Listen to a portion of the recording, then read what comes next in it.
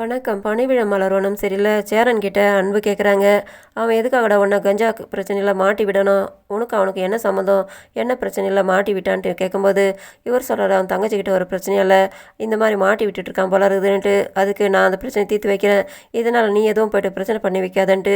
இவங்க வந்துட்டு கதிர் வீட்டுக்கு வராங்க. வந்தாக்கா அவர் இங்கே வீட்டில் இல்லை, அவர் வெளியில் இருக்காருன்ட்டு ஒரு இடத்த சொல்கிறாங்க.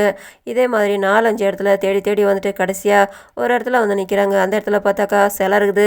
அவங்களுக்கு இந்த இடம் பார்த்த இடமா இருக்குதுன்ட்டு யோசனை பண்ணாக்கா ராஜராஜேஸ்வரி கூட போட்டி போட்டு சண்டை போட்டு ஒரு தடவை பிரச்சனை ஆச்சு. அது அவங்களுக்கு ஞாபகத்துக்கு வருது. அந்த இடத்துல நின்றுட்டுருக்காங்க. அந்த இடத்துல வந்து நிற்கிறாரு கதிர். இந்த இடத்துக்கு நீ வருவேன்னு தெரியும், நீ எங்கெங்கே சுற்றிட்டு வந்தான்னு எனக்கு எல்லாமே தெரியுன்ட்டு. இது எல்லாத்தையும் நீ தான் வேணும்னே பண்ணியானோன்னு. ஆமாம், நீ உன் தம்பி பண்ணி வச்சுருக்க வேலைக்கு நான் இந்த மாதிரிலாம் உன்னை சுத்த விடலை நான் எப்படின்ட்டு. சரி போதும், என்னால் அதுக்கு மேலே உங்கள்கிட்ட மோதுறதுக்கு தெம்பு கிடையாது, அதனால் இந்த பிரச்சனையில் நான் உங்கள்கிட்ட மன்னிப்பு கேட்குறேன்னுட்டு. மன்னிப்பு கேட்டுட்டு விட்டுட முடியாது, அதனால் என் மேலே இருக்கிற கேஸை நீ வாபஸ் வாங்கினீங்கனாக்கா அதுக்கப்புறம் நான் வேணா உன் தம்பி காலேஜ் வரதுக்கு நான் அந்த பிரச்சனை நான் தீர்த்து வைக்கிறேன்ட்டு இவர் சொல்கிறாரு. சரின்ட்டு இவங்கள மன்னிப்பு கேட்டுட்டு அந்த கேஸை இவர் மேலே இருக்கிற கேஸை வாபஸ் வாங்கிறேன்ட்டு சொல்லிட்டு கிளம்புறாங்க. வீட்டில் அன்போட அப்பா வருத்தப்பட்டவங்க மச்சாங்கிட்ட பேசிக்கிட்டு இருக்காரு சேனலோட விஷயத்த சொல்லி. அந்த இடத்துல இவங்க வராங்க. நீங்கள் கவலைப்படாதீங்கப்பா, எல்லா விஷயத்தையும் நான் போய்ட்டு பேசி பிரச்சனையை முடிச்சு வச்சுட்டு வந்துட்டான்ட்டு.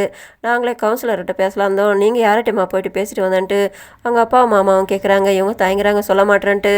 அந்த இடத்துல சேரன் வந்து நிற்கிறாரு.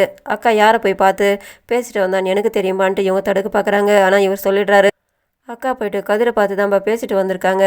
எதுக்காகப்பா இவன் போய்ட்டு அவனை போய்ட்டு பார்த்து பேசணும், அவன்லாம் ஒரு ஆளுன்ட்டு அவங்ககிட்ட போய்ட்டு மன்னிப்பு கேட்டுட்டு அவன் மேலே இருக்கிற கேஸை வாபஸ் வாங்கிக்கிறேன்னு சொல்லிட்டு மன்னிப்பு கேட்டுட்டு வந்திருக்காங்கப்பா.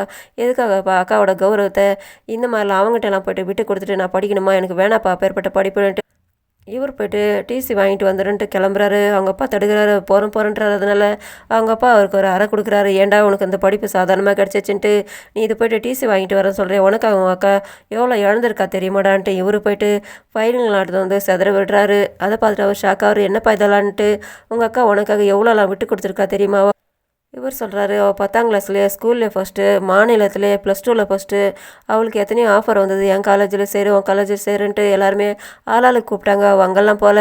அவள் போயிட்டாள்னாக்கா உன்னை கவனிச்சிக்க முடியாது, உனக்கு ஒரு நல்ல நிலமை வரணுன்றதுக்காக உன்னோட எதிர்காலத்துக்காக பாடுபட்டுட்டு இங்கே லோக்கல்லே படிச்சுட்டு இருந்தா.